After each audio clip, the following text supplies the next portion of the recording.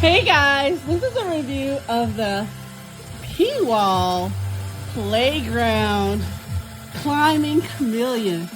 And as you can see, this thing is legit stuck on the wall.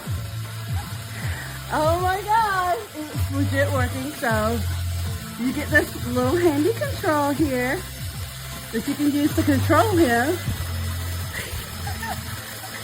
He's climbing the wall. Oh my god. Dude, if this only existed when I was a kid, I would have had so much fun. Buy it, dude, buy it, buy it.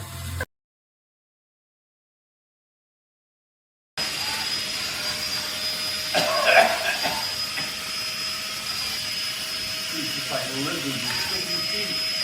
I know.